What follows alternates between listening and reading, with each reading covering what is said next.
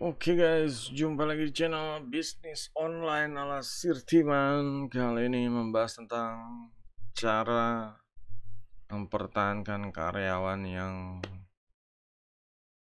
teladan lah, istilahnya seperti itu. Jadi kalau kita bisnis online, biasanya kalau usahanya udah ya membesar ya berkembang, kita butuh karyawan gitu loh. Entah itu urusan antar barang atau jaga stand, jaga toko atau seperti itu ya.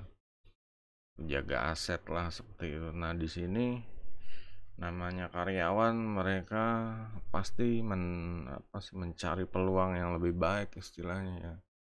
Nah, ini sebagai seorang pebisnis ya, kalau kita udah menemukan orang yang jujur, orangnya ya istilahnya kerjanya cekatan ya, giat, rajin seperti itu.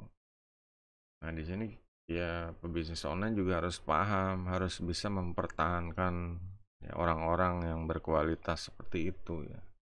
Kalau orang yang istilahnya jelek, kerja dipercaya korupsi, maling, atau menunda-nunda waktu, ngulur-ngulur ya tempo ya biar kerjaannya tuh selesai jamnya, tapi kerjaannya ditumpuk buat besok-besok. Nah, itu jangan jangan dipakai lah gitu. Kita harus berusaha cari yang terbaik.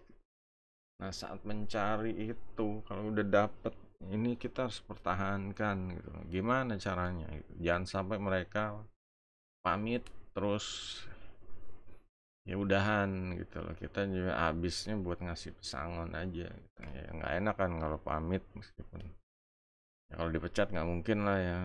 Cuma kalau mereka biasanya kalau dapat sesuatu yang lebih besar lagi, terutama kalau effort mereka udah all out, pebisnis juga harus paham. Yang tadinya kerjanya biasa-biasa aja, tiba-tiba dia kayak lembur, nggak disuruh dan lain-lain, yang penting kerjaannya kelar gitu. Nah, di sini pebisnis juga harus paham dan harus menghargai jerih jerih payah para pekerjanya ya, karyawannya, dengan memberikan insentif, bonus, dan ya terutama sih teman biar pada betah. Yang pertama itu dikasih ya penghargaan ya, entah itu bulanan atau tahunan. Yang jelas yang kedua insentif ya, mungkin jalan-jalan ya, rekreasi seperti itu, tiket atau gimana deh, tiket Dufan atau tiket ke Bali seperti itulah. Kita mau pergi bareng-bareng, satu ya outing, satu kantor, satu inilah, satu organisasi, silahkan gitu. Terus yang paling menurut Sirpan paling bagus ya, ini dikasih apa sih, dikasih biar dia betah itu, dikasih model kayak cicilan rumah sih yang bagus ya. Kalau cicilan motor ya bagus, cuma motor itu justru ngebebanin lagi. Motor itu nilainya semakin lama semakin menurun gitu. Kalau rumah atau apartemen semakin lama ya semakin bisa naik. Jadi bagusnya rumah. Jadi kasih cicilan rumah, kalau dia belum punya rumah kasih cicilan rumah aja gitu. Kenapa? Yang penting usaha kita tuh ada yang ngurus, beres urusannya gitu. Kalau cuma rumah kita ya hitung-hitungan juga gitu, harus dapat yang lebih gede lagi lah gitu. Jadi ya kalau misalnya dia bagus, usaha kita kadang apa ya, ini belum mencukupi mau ngasih bonus ini itu. Nah, ini pebisnis harus berani ngambil resiko gitu biar bisnisnya bisa untung 2-3 kali lipat. Sisanya bisa dialokasi buat ya, itu karyawannya biar pada betah gitu. Sebenarnya banyak yang udah paham masalah ini, entah karyawan dikasih mes, entah ya bagusnya sih dicicilin rumah sendiri, biar apa? Biar mereka kerja itu punya, kalau bisa punya rumah. Itu kan berarti bosnya benar-benar mikirin masa depannya lah. Jadi dia bisa ngewarisin anak, dia punya aset, kalau suatu waktu mau dikontrakin lagi silahkan. Nah, di situ ya patut dicoba ya.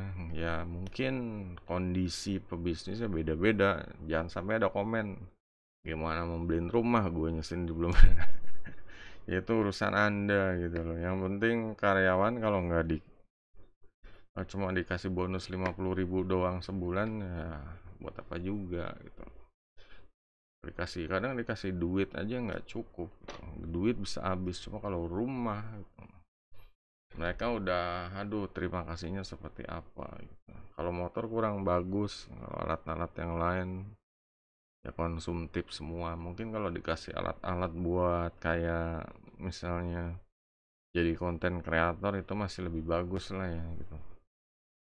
Kalau dikasih kayak motor nanti mereka malah ngojek, ya jadinya lupa kerjanya. Makanya dikasih ya benar-benar dipikirkan ya, jangan sampai hadiahnya itu justru ngabisin jadi bumerang buat usahanya sendiri seperti itu. Oke, jadi itu aja ya tentang cara mempertahankan karyawan yang berkualitas atau karyawan teladan. Silakan kalau ada yang mau ditanya juga, jempolnya guys. Sampai jumpa di video berikutnya. Goodbye.